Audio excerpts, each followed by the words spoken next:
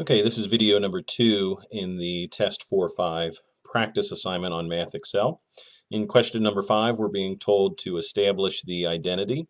Now here, let's remind ourselves that tangent squared of an angle measure is the same as tangent of that angle measure, and that group or that quantity is squared. And so we just need to prove that tangent of a negative angle squared plus 1 is the same as secant squared. Well, for me, I recognize that the interior here is an even odd identity, and this tangent of negative theta is the same as a negative tangent of positive theta, and that quantity squared plus 1. And anytime that I have a negative number that's being squared, the result ends up being a positive form of it. So I end up getting a negative tangent squared turning into positive tangent squared. This would be akin to me saying the number -1 squared is the same as +1 squared. Those two are equivalent. And so I have tangent squared theta plus 1. And if you notice, all the work that I've just shown here in blue is me simplifying the left-hand side of the expression. So step 1, 2, and 3 that I used, I just changed the left side of the equation. And as it turns out, this left side of the equation, based on our Pythagorean identities, is the same as secant squared of theta, which was the right side of the equation at the very beginning, so we have now established the identity. Not only does tangent squared of theta plus 1 equal secant squared of theta, but so does tangent squared of negative theta plus 1 equal secant squared. So on paper for a test, I think that would be an appropriate amount of work to show.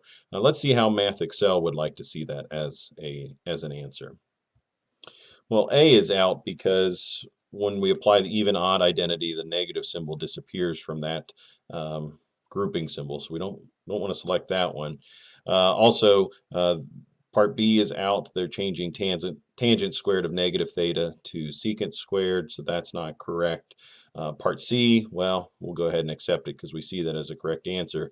Part D, I don't like. Because as you look a little bit farther, step 1 was good, but this negative symbol somehow got distributed over here, and that's not correct. So we're going to throw D out, and we'll accept C as a solution. Okay, establish this identity. This is question number 6. One of the techniques that I like to use if something's not real obvious to me is to rewrite as much as I can in terms of sine or cosine. So our instructions in Math Excel tell us that. But even if these weren't provided to me, this is something that I would suggest that you try. Again, I'm going to focus on the left side of this equation, and I'm going to ignore this one temporarily. We'll see if we can get cosine theta by the time we're done, but for right now, I'm just simplifying the left-hand side. So cosine theta is already in terms of sine or cosine, so I'll leave that as it is. Cotangent is cosine over sine, and tangent is sine over cosine. So we've rewritten in terms of sine and cosine, but we haven't gotten very far yet. What we could probably do, though, is find a common denominator inside of this grouping symbol and then add our two components together.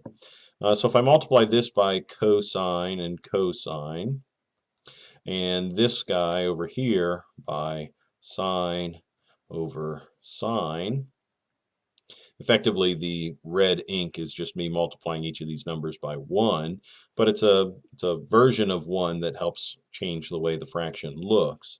It doesn't change the value, but it does change the way the fraction looks. So we've got cosine theta sitting out front still, but now we have cosine squared theta. Let me just slide this down a little bit. That line's kind of getting in my way here. Cosine squared theta plus sine squared theta. That's the results from this multiplying together and this pair multiplying together, and both groups are still being added together. And that's over the common denominator of sine theta times cosine theta. Well, here again we see the Pythagorean identity. The pair of cosine squared plus sine squared is equal to the number 1. So cosine theta from the front of the expression times 1 over sine theta times cosine theta. And if we were to distribute in, I'm running out of room sideways here, so I'm going to move down a little bit. Cosine theta over sine theta cosine theta, and cosine cancels. We're left with 1 over sine theta, which is indeed cosecant theta. Now, our objective was to get this thing equal to cosecant of theta, because that's what was given to us over here. And all of these steps, the 1, 2, 3, 4, 5 steps in between, was us just changing the left side of the equation to match the right. And as we do our work on paper, that's excellent. We can now come into the MathXL assignment and enter all of the appropriate answers to it.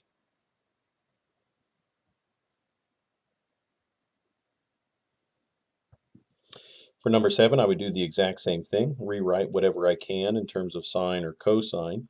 Now we're almost all there. The only difference is that this secant, so we've got cosine of u times secant of u. Well, secant is the same as 1 over cosine minus cosine squared of u is equal to sine squared of u. Cosine times 1 over cosine, well, those two are going to cancel each other. We're left with the number 1 minus cosine squared of u equals, well, let me back this up. I don't think we need to write that equals sine squared of u over there, at least not in that first row. But now we can, because this statement is true on account of our Pythagorean identities. So these two steps, 1, 2, are all that's needed to establish the identity, because I know that 1 minus cosine squared is equal to sine squared, and that's a byproduct of this one back here. We knew that sine squared of an angle measure plus cosine squared of the same angle measure is always equal to 1. If we had subtracted cosine from both sides of the equation, we would see that sine squared of theta is equal to 1 minus cosine squared of theta. And so that's essentially what we see right here. 1 minus cosine of u being the angle, is equal to sine squared of u. Again, byproduct of the Pythagorean identity. So 2 steps, all that's necessary to establish the identity here for number 7. And we can make the correct selections in MathXL now. For number 8, we have secant theta minus 1 times secant theta plus 1. So we want to make sure that this left side of the equation really does equal the right. It simplifies to the right. So I'm just going to FOIL and see what we get over here. Secant squared of theta plus secant theta, inside product, minus secant theta, and then the last product, minus 1. So that's what we would get if we had FOILed the left-hand side.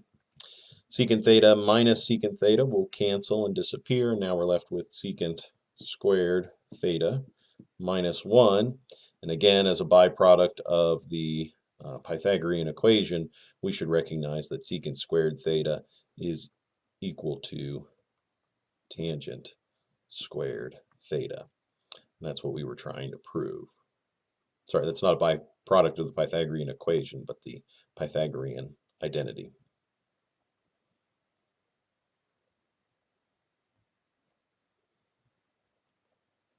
This one's done in virtually the same way. When I FOIL the left-hand side, I'm left with 1 minus cosecant theta plus cosecant theta minus cosecant squared theta. The two middle terms are going to cancel, And if you notice, we're going to have a sum and difference within each binomial. That's going to lead us to a difference of squares when we simplify, which we have here, 1 minus cosecant squared theta. Now, a bit unlike the other identities, the identity in our list does not come out to equal negative cotangent. Let's take a look at that real quick. We know that cotangent squared plus 1 is equal to cosecant squared, but that's not quite the same as what we have written on our paper for this assignment. So to convince you of that, let's just rearrange this Pythagorean identity for just a second. Actually, no, let's rearrange the expression on our homework here, because this might be helpful in a future assignment. We've done as much as we can down the left-hand side of the equation, and it may not look like that because I'm working sideways on paper here, but I've worked down the left-hand side of the equation, and all along we're essentially asking ourselves, does this left side equal negative cotangent squared of theta? Does this expression equal negative cotangent squared of theta? And so far, we really don't know for sure. All that we're doing is we're rearranging what we can on the left-hand side with the hopes that it'll end up equaling or matching what we have on the right side. And now's our opportunity to see if we add cotangent squared to the right side and left side, and simultaneously add cosecant squared to both sides. Well, this guy cancels out and disappears. This one cancels out and disappears. And what we're left with is 1 plus cotangent squared theta equals cosecant squared theta. And if there was any doubt before, now we should be completely in agreement here, because this is indeed the same identity that was given to us in our handout those 2 weeks ago. So I'll go ahead and stop this video here and create another one for the next group of problems. Thanks for watching.